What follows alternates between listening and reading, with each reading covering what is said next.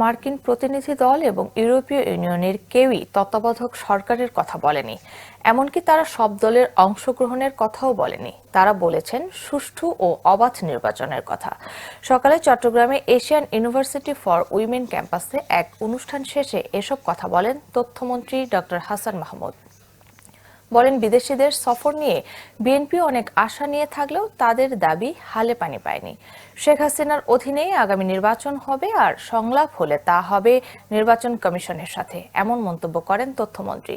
নয়াপল্টনে বিএনপির সমাবেশে সর্বোচ্চ 40,000 মানুষ হয়েছে মন্তব্য করে মন্ত্রী বলেন, আওয়ামী লীগ মাত্র 12 ঘন্টার নোটিসে লাখ লাখ লোকের সমাবেশ করেছে। তাদের আশা ছিল বিদেশিরা এসে বলবে একটি নির্দলীয় নিরপেক্ষ তত্ত্বাবধায়ক সরকারের কথা বলবে। এটা কেউ বলেনি, কারোর সাথে আলাপে এই প্রসঙ্গটাই আসেনি। শুধু যেটি এসছে একটি অবাধ সুষ্ঠু নির্বাচন, এমনকি সবার অন্তর্ভুক্তিমূলক নির্বাচন, সেই কথাটাও আসেনি। অবশ্যই আমরা চাই বিএনপি সহ সমস্ত রাজনৈতিক দল নির্বাচনে অংশগ্রহণ করুক, সবাইকে নিয়ে আমরা নির্বাচন করতে চাই।